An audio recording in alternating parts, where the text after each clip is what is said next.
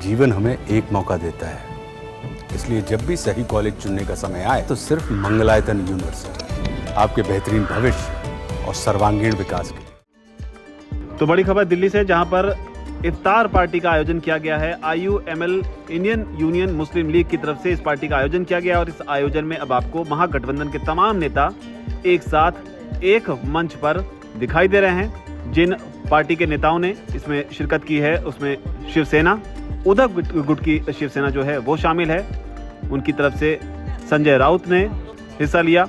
इसके अलावा आम आदमी पार्टी, जिन्हें हाल ही में दिल्ली चुनाव में हार का सामना करना पड़ा, उनकी ओर से सांसद संजय सिंह जो हैं इस पार्टी में आपको नजर आ रहे होंगे। कांग्रेस पार्टी की ओर से राष्ट्रीय अध्यक्ष मल्लिकार्जुन खड़गे, इसके अलावा कांग्रेस संसदीय दल की अध्यक्ष सोनिया गांधी, जबकि अखिलेश यादव समाजवादी पार्टी के प्रमुख जो हैं वो भी आपको इस इफ्तार पार्टी में दिखाई पड़ रहे होंगे। दिल्ली में इस पार्टी का आयोजन किया गया है। इसके अलावा सपा सांसद जया बच्चन जो हैं वो भी इफ्तार पार्टी में पहुंची हैं। तो ये सीधी तस्वीरें दिल्ली से आ रही हैं, जहां पर IUML की तरफ से इस इफ्तार पार्टी का आयोजन किया गया है। हालांकि इसके राजनीतिक मायने क्या हैं, समझने के लिए ये जानना जरूरी है कि हाल फिलहाल में जब लोकसभा के चुनाव हुए और उसके बाद दिल्ली में चुनाव हुए तो किस तरह से महागठबंधन जो है कभी एकजुट होकर और कभी अलग अलग मोर्चों पर लड़ता हुआ दिखाई दिया। हालांकि नीतीश कुमार जो कभी इस महागठबंधन का अहम चेहरा हुआ करते थे, अब वो इसका हिस्सा जो है वो नहीं है।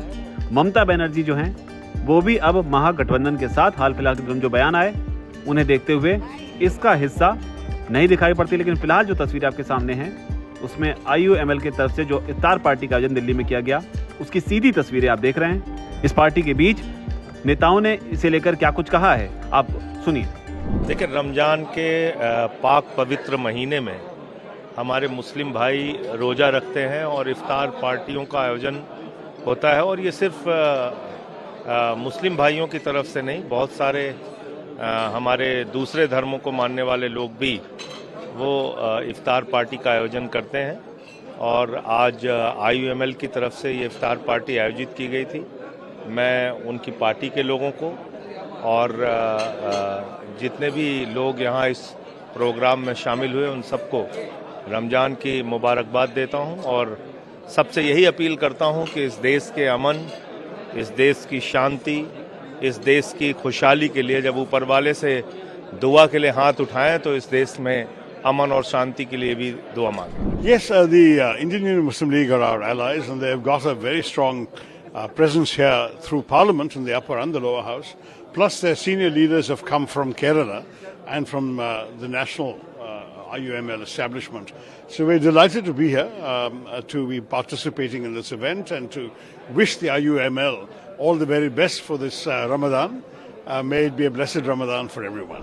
Ramadan is a holy month and I must say today is a great day because the Indian Union Muslim League has organized a fantastic iftar where people from all across the party have come here.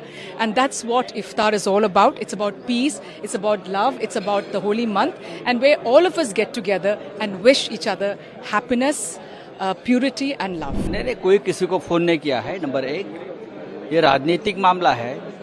5 साल के बाद ये मामला आप उठा रहे हो। उससे पहले भी SIT की स्थापना हो गई है, उससे पहले भी ये मामला हाई कोर्ट में चला गया है। ये औरंगजेब का आपका खेल नहीं चला महाराष्ट्र में, वो आपके ऊपर ही उल्टा पड़ गया। तो आपने ये दिशा षड्यंत्र वाला मामला निकाला है। देखिए, एक युवा नेता है आदित्य ठाकरे, ब्राइट करियर है, सरकार उससे डरती है। हाँ, तो उसको डिमोरलाइज करने के लिए अगर ये बात आपने उठाई है तो आप भूल कर रहे हो। पूरा महाराष्ट्र उसके साथ खड़ा है।